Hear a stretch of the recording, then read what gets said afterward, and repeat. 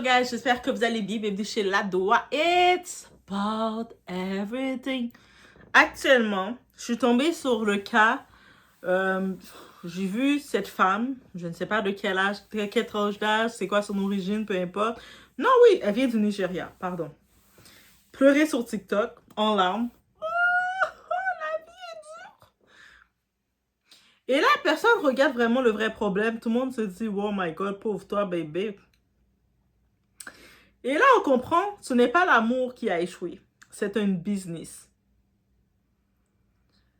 Arrêtez de mentir. Ce n'est pas une dot. Ici, on parle de la dot, vous savez, la dot traditionnelle et tout. Mais c'est plutôt sa famille ont créé une extorsion organisée. On voit cette femme pleurer. Mais ce n'est pas lui qui l'a trahi. C'est sa propre famille à elle qui l'a trahi. Ce que beaucoup on appelle dot est devenu un système de contrôle. Un système de s'enrichir. De savoir, ah ouais, tu l'aimes? Ben nous, on va s'enrichir au nom de votre amour. On va faire en sorte de te dépouiller le plus qu'on peut. Et même quand tu vas te marier avec elle, on va continuer de te dépouiller. C'est pour ça, des fois, on se dit, mais, messieurs, rentrez pas dans n'importe quelle famille. Mesdames aussi, n'entrez pas dans n'importe quelle famille. On est chez Ladoa, it's about everything. On regarde l'histoire de la dot qui a mal tourné. It's about...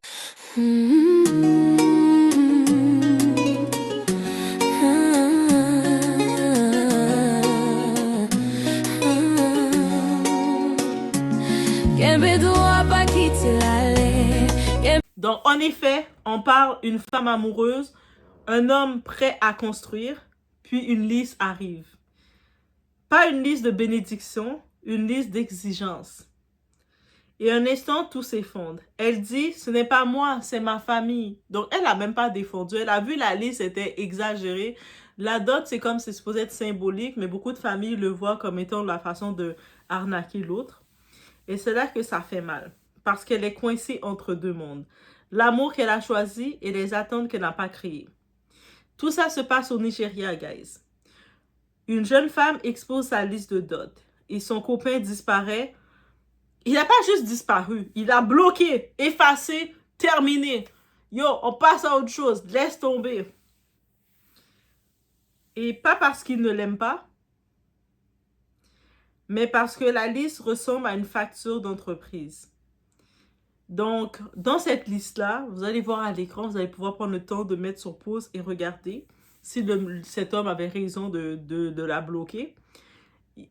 La famille de cette femme demande 5 vaches, 50 poulets, 30 chèvres. Ils demandent du ciment, une télévision, iPhone. Ils demandent des millions en cash. Et bref, la liste continue. Perruque, tout vous imaginez. Ici, on ne parle plus de mariage, on parle d'investissement. Une femme pleure parce que son homme l'a bloquée après avoir reçu la liste. Mais regardez bien cette liste. On demande carburant. Tu sais, la liste finit plus, là. Frigidaire, congélateur. Ouais. Ici, on ne parle pas d'amour, on parle de facturation. On va dire c'est la culture, right? Non, ce n'est pas la culture. La culture n'a jamais été censée ruiner un homme. La culture n'a jamais été censée transformer une femme en produit. Ce qu'on voit là, c'est un système déformé. Un système où le mariage devient un investissement, la femme devient un retour sur investissement, la famille devient une entreprise. Soyons honnêtes. Certaines familles ne cherchent pas un gendre. Elles cherchent un sponsor. Et après, on s'étonne que les hommes fuient, disparaissent et ghostent. Mais qui veut entrer dans un mariage où tout commence par une dette? Elle ne peut pas dire non. Elle ne peut pas défendre l'homme qu'elle aime. Elle ne peut pas briser les règles. Alors, elle le regarde. La relation prend fin sans pouvoir rien sauver. Et lui, ben, il ne s'est pas battu non plus. Quand il a regardé ça, il a fait « Ah! C'était comme ça que vous étiez? » Il n'a pas négocié non plus. Est-ce qu'il pouvait négocier même? Il est parti. Il a regardé la liste. Il a vu que ce n'était pas... C'était pas possible. C'est pas possible qu'il arrive à fournir cette liste. Donc, il a dit, c'est beau. Merci de m'avoir donné la liste de la dot pour marier votre fille. Mais je vais passer mon tour. je passe mon tour, ce n'est pas dans mon budget, ce n'est pas dans mes possibilités. Il est parti, le jeune homme s'est respecté. Pas parce qu'il ne l'aimait pas, mais parce qu'il savait qu'il ne pourrait jamais gagner contre tout un système. Et le plus ironique, elle dit, ce n'est pas moi, bébé, c'est ma famille. Mais exactement. Dans certaines familles, ou certaines cultures plutôt, tu ne te maries pas avec une personne. Tu signes un contrat avec toute une structure. Et non, ce n'est pas l'homme qui n'est pas capable, c'est le système qui est toxique. Parce qu'un homme intelligent comprend une chose. Si l'entrée coûte déjà une fortune, la sortie sera un enfer. Donc lui, dès qu'il va rentrer, il va pas pouvoir rien construire avec cette femme-là. Même s'il décide avec sa femme qui disent, chérie, on va s'acheter des parcelles, on va se faire un jardin, on va commencer à cultiver la terre pour vendre du piment, un plant de piment. Mais la famille de cette femme vont venir récolter le tout. Ils vont même pas pouvoir l'investir pour leurs enfants, leur famille qu'ils vont construire. Même s'ils décident d'acheter une parcelle, la famille de la femme vont venir imposer le tout. On a vu comment la famille de Blanche Tounassi, la défunte femme de Marcelo, là, on a vu comment sa famille sont venus exposer des audios privés de cette femme. Ils sont venus chercher, parler de sacoches qu'ils n'ont pas eu. Ils sont venus parler des biens qu'ils réclamaient. Mais ça, c'est ça une famille pauvre. Une famille pauvre comme ça, dès que tu vois ça, tu te dis, sauf qui peut. Ce que les gens ne veulent pas dire, la dot est censée être symbolique. C'est supposé être une rencontre symbolique de nos ancêtres, réunion entre nos ancêtres, mélange de nos ancêtres qui font l'acceptation et les deux familles. C'est supposé être symbolique. En quoi les ancêtres... C'est quoi le rapport des ancêtres avec un iPhone? L'iPhone, déjà, avec le cobaye de l'iPhone que vous allez chercher, c'est dans l'est du Congo, là, c'est dans l'Afrique, là. Il y a des enfants qui perdent leur vie pour ça. Donc, en quoi ça rapporte aux ancêtres? Merci. Mais elle est devenue un outil de pression sociale et parfois un mécanisme de survie économique déguisé. Parce que derrière cette liste, il y a souvent la pauvreté, la comparaison sociale, le besoin de statut et parfois la peur de perdre sa fille sans compensation. Parfois, ce ne sont pas deux parents qui se séparent. Ce n'est pas deux personnes qui se séparent. Ce sont deux familles qui n'ont jamais voulu se rencontrer. Donc, la famille, qu'est-ce qu'on peut comprendre? La famille de cette femme, ils n'aimaient pas ce type-là. C'est pour ça qu'ils ont sorti la liste exubérante, la liste qui pour le décourager. Et c'est pour ça qu'il a compris, il n'a pas négocié, il est parti. Parce que je vous dis, cette fille-là va faire le tour, elle va se faire prendre dans tous les sens, dans un boisé, derrière un ragé, derrière la forêt, derrière n'importe quoi, par n'importe quel type qui va l'encêter et tout, l'engrosser, et ça va être fait. Ou des fois, elle va venir devant un type qu'ils vont trouver qu'ils aiment mieux. Ce type-là va même pas donner un sac de riz et puis il va déjà être dans la famille. Des fois, il faut savoir quand tu n'étais pas accepté. La vérité que personne ne veut entendre. Un homme qui dépense tout pour payer une femme n'a plus les moyens de construire une vie avec elle. Et devine quoi? Quand ça échoue, c'est cette même famille qui va dire qu'il n'était pas capable. Et c'est vrai. Donc, quand tu as fini de payer la dot, la dot, c'est le mariage traditionnel. Tu as fini de tout investir tes économies et toute ta fortune dans la dot. Parce que techniquement, la dot, l'homme, quand il est prêt à faire une dot, c'est avec son argent. C'est pas l'argent de prêt, c'est son argent qu'il vient investir symboliquement. Mais s'il a emprunté, on a mis une dot exagérée à un niveau, il a emprunté, il a pris tout l'argent qu'il pouvait, il a fini de marier la femme, il doit rembourser toutes les dettes, il se retrouve, il ne peut plus donner une qualité de vie à sa femme. C'est cette même famille qui vont le faire dire « laisse ce gars-là, ce bon à rien ».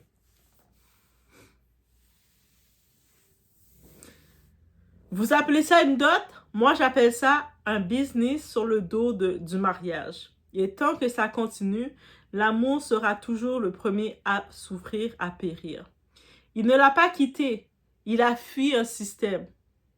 Et ça, c'est la vérité que personne ne veut dire. Elle pleure aujourd'hui, mais la vraie question, c'est combien d'histoires d'amour sont détruites avant même de commencer? Cette femme-là, elle a fait on ne sait pas combien de temps avec lui. Elle a développé des sentiments. Le type, il a probablement fait le toqué qui est la présentation. Comment Doha, tu sais tout ça? Et Doha, je vous ai dit, c'est tout. OK? Doha, c'est tout, guys.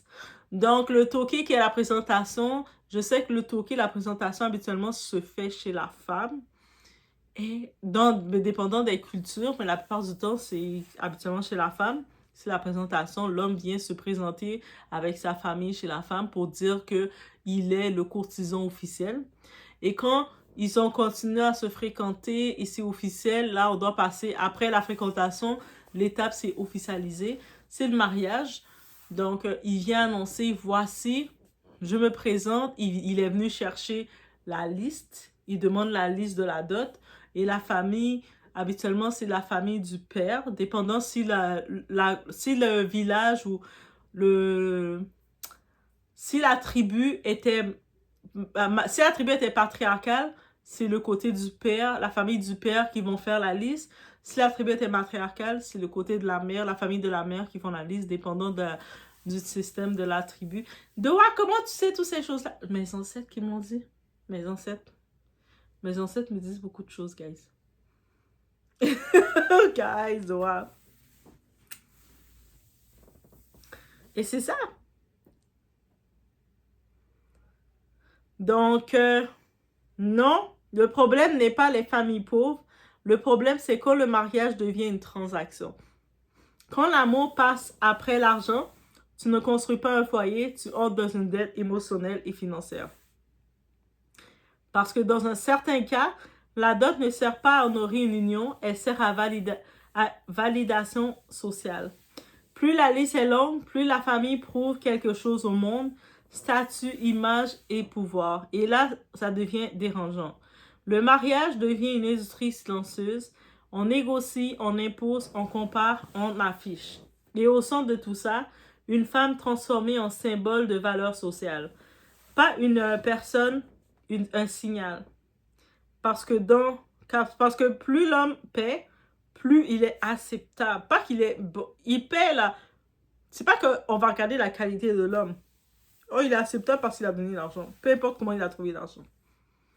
Plus la femme garde du pouvoir, plus la relation est surveillée dès le départ. Ce n'est pas juste de l'argent, c'est du contrôle déguisé en tradition. Et la femme, elle est coincée dans un double piège. Si elle refuse, ben, elle trahit sa famille. Si elle accepte, elle perd son couple. Et après, on lui demande pourquoi elle pleure. Mais voici la vérité que beaucoup refusent. Ce système ne protège pas les femmes, il les instrumentalise. Parce qu'une relation qui commence par une transaction finit rarement par une vraie liberté. Il ne l'a pas abandonnée. Il a refusé d'entrer dans un système où l'amour passe après l'image. Et tant que ça continue, certaines femmes ne perdront pas des hommes. Elles perdront leur chance d'aimer librement. Le gars a fui, pas par lâcheté, par lucidité.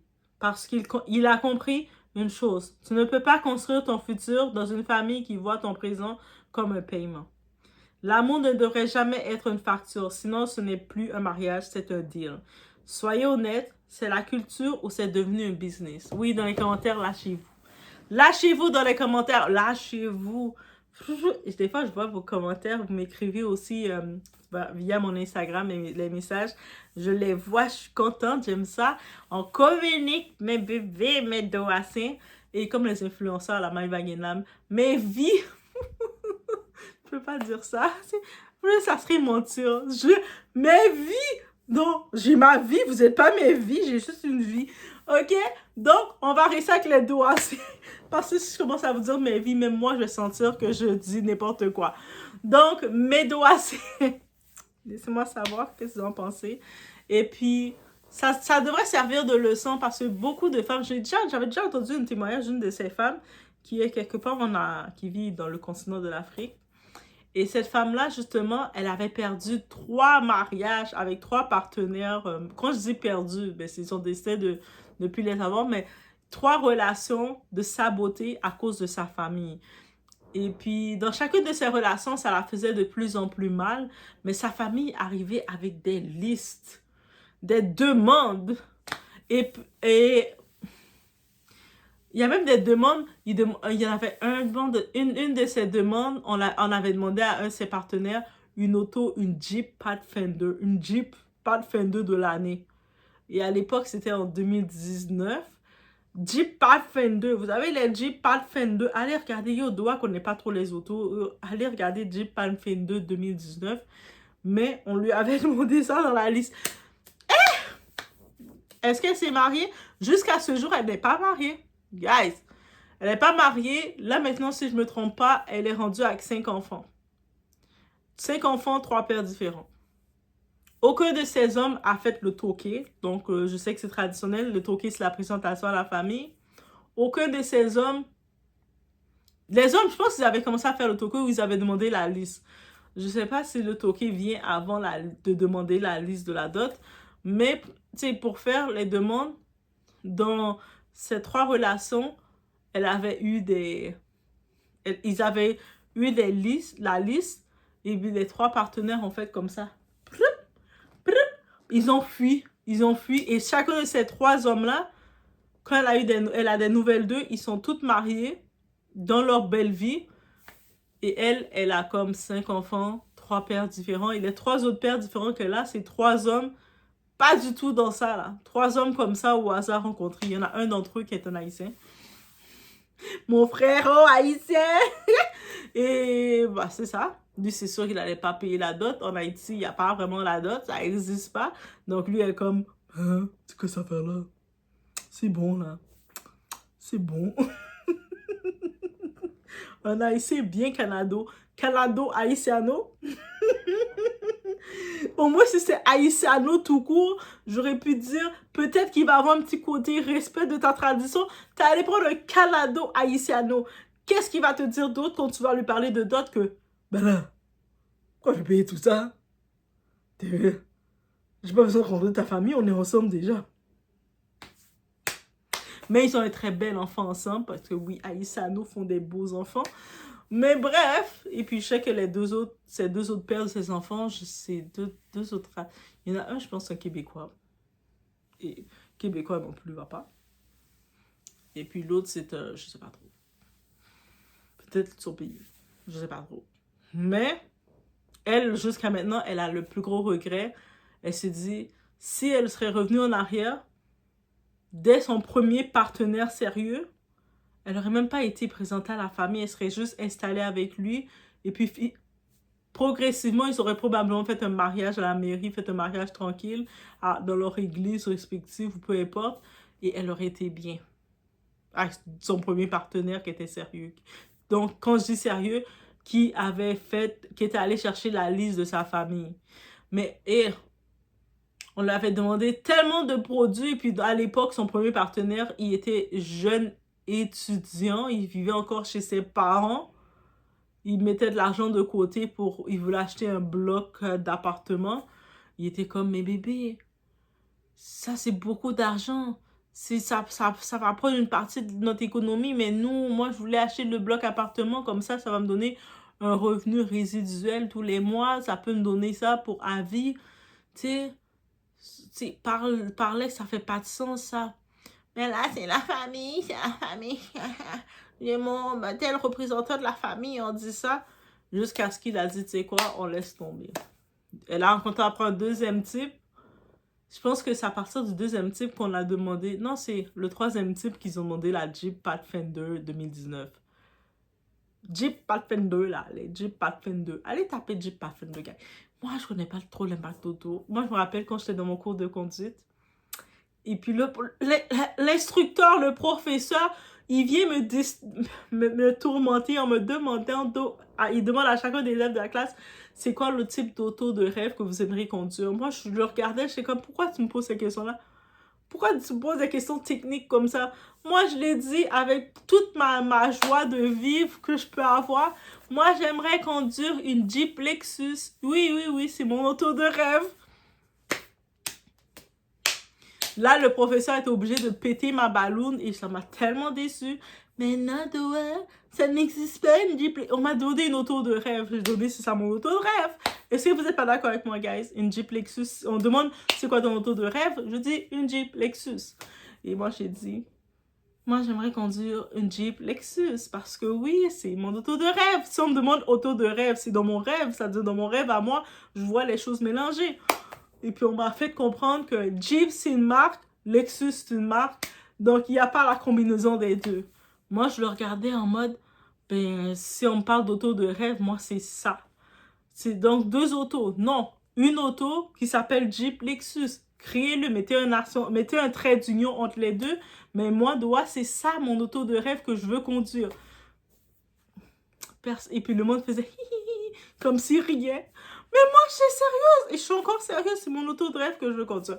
Bref, finalement, on dirait que je vais terminer avec une Tesla de Elon Musk. Parce que finalement, en effet, ça n'existe pas des Jeep Lexus. Expliquez-moi pourquoi, guys, vous qui connaissez les autos, pourquoi les Jeep Lexus n'existent pas. Donc, sinon, c'était dans sa 3e demande que sa famille ont mis... En plus, elle avait déjà fait des enfants, là. Elle était rendue à son 3e enfant ou son... Elle était rendue à son 3e enfant ou son 4e enfant.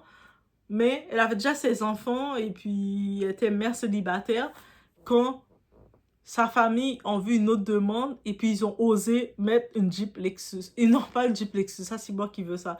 Ils ont mis une Jeep Pathfinder, là. Pathfinder, 2019.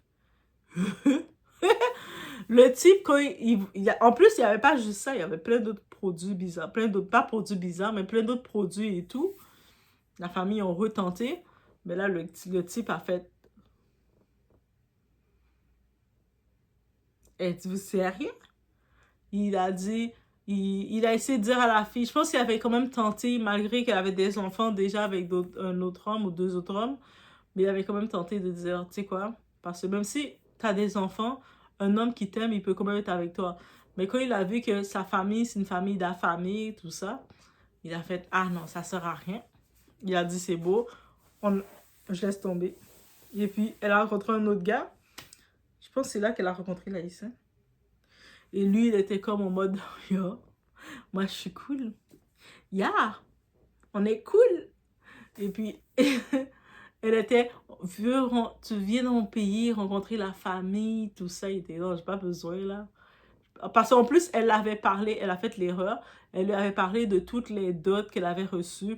Peut-être elle voulait se vanter pour dire qu'elle avait quand même reçu plusieurs demandes en mariage, mais elle a raconté les détails que pourquoi ça s'est pas acheminé en mariage, à cause que sa famille faisait des dots exagérées. Lui écoutait, il comprend pas trop c'est quoi le système des dots. Il dit, ah, ta famille voulait t'acheter.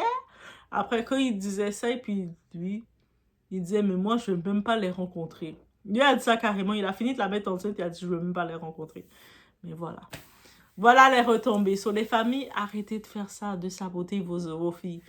On se retrouve aux prochaines vidéos, guys. Laissez-moi savoir qu'est-ce que vous en pensez. Et si vous avez des témoignages même concernant les dots, n'hésitez pas, guys. Soit vous pouvez m'écrire, aller sur Instagram, m'écrire en DM. Ou soit m'écrire dans les commentaires. OK? So, on se retrouve aux prochaines vidéos.